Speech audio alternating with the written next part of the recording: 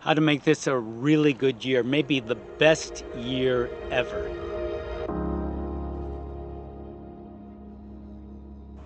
Philip Montrose here in the beautiful Napa Valley wine country, California, talking about the best year ever. My wife and partner Jane Montrose and I help people step up, tap and open up to the heart and soul of success with spiritual coaching and healing.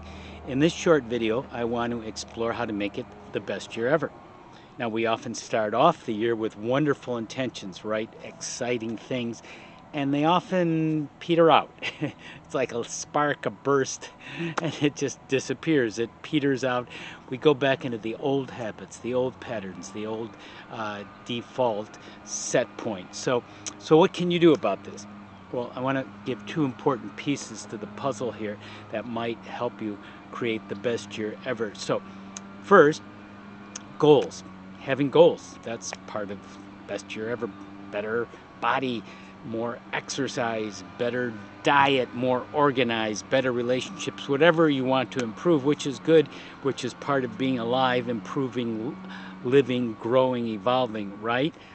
But we want to understand something important about goals. This might be a review for you, but if not, it is essential. There are two kinds of goals, and we often think they're all the same and get really mixed up and lose out because we don't know this difference. Knowledge is power, especially if you integrate it into living knowledge, which I hope you will do with this video and what I'm sharing with you. So, two kinds of goals: process goals and outcome goals. So a process is a process, something you can process and control with your behaviors, your actions based on your thoughts. For instance, if you want to have a fitter body, you can exercise and you can control relatively how many times and how much exercise you want to work out a week, or walk or movement. But to have a certain muscular body, a certain look, to control that, or similarly to lose a certain amount of weight, which is an outcome, a result of product. The process is certain behaviors, right? Eating less, or maybe eating healthier, or maybe also some exercise would help too. You can control what you eat, more or less. There might be some times which are pretty challenging, but it's more or less under your control. But whereas saying I'm going to lose X number of pounds in a month, that may not be completely controllable, or having a certain amount of fitness. So some of the things you can influence: your body shape, your weight, but your exercise would help too, like you can with the process. So know the distinction, and really focus on those things you can take action on, whereas what comes out of it, I will have tremendous recognition, I will gain a tremendous amount of money. Well, you can do actions that produce or lead to income, but not necessarily guarantee that this will be this kind of income. And then you want to focus on why you want these outcomes, these goals, how they help you on a deeper level. So that's goals, something to be aware of, the process and the outcome goals. So I want to zoom out, and the second piece of this video is look at a bigger picture still for the best year and the best lifetime, the highest quality you can get. So I'm going to put things in the three buckets. There's the good, the bad, and the ordinary. Some things we interpret or consider bad. Some things are really good, and some things just kind of go on by, everyday habits, kind of everyday humdrum automatic things where we spend a lot of our time maintenance and such. Let's look at each category. So the good is wonderful. It's uplifting, and we often, however, take it for granted. And these are often the gifts we have, gifts given from God, from our own skills, from things we've acquired in this lifetime or past lifetimes we're just naturally good at. We're a good listener. We're a good speaker. We're a good researcher or writer. These things we may just take for granted. We serve people well. We want to start to note those. First of all, recognize and acknowledge them, not in a bragging, vain, arrogant way, but just say, hey, I'm good at this. This is, and be proud of that. And recognize it. And there's different ways you can do that that will upgrade the quality of your life in a natural, organic way. Give yourself a congratulatory word or phrase like, good job, you did it. Give yourself a real or imagined hug. Breathe a sigh of relief.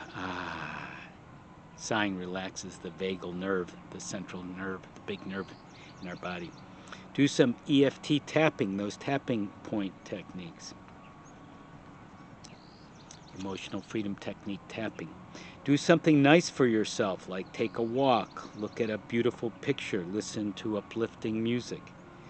Smile and feel good. That was the good, recognizing, celebrating the good in your life. Now, the bad. There is bad stuff that happens. You could call it that, or not, but let's call it bad, like an injury, an accident, or losing a loved one. What do? Well, there is a certain amount of suffering and integrating and dealing with that, which means taking some time and being easy on yourself and accepting that it's happening, and learning and growing from it, using the compost to make beautiful, say, vegetables. Ever smelled compost? It can smell pretty bad, and that's that tough stuff. But if you grow it and use it and evolve from it, you can have wonderful things produced from it. So let it teach you, help you learn the difficult, the bad things in your life. Now, the rest is the ordinary, the humdrum, the mundane, the routines of life, a lot of maintenance in life, taking out the garbage, cleaning the dishes,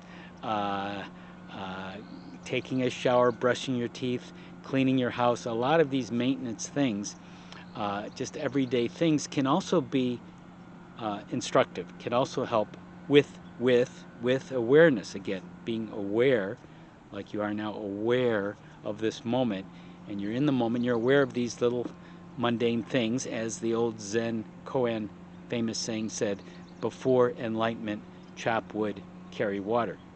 After enlightenment, chop wood, carry water. So you're still doing the same thing, but with a much different awareness. You're aware of what you're doing, which changes everything. So that's the good, the bad, and everything else, the ordinary. So looking at those pieces, your goal setting, your process and outcome goal setting, and the good, the bad, the ordinary, the big picture, using those different aspects of your life, you can use that, you can harness it to live a quality life, to bring you more into the moment, into current time, into now. Rather than being held back in the past or anxious about the future, you can stay in the now. And interestingly enough, paradoxically enough, in the now, in this moment, is all moments, because the now is forever happening and you are in eternity. And that's the paradox. So being in this moment, so much can be done. You can leverage so much. You can live so much. You can discover so much in the now, in this moment. So take that in for a moment, for now. Breathe it in and slowly exhale it, and you're going to have a very good year.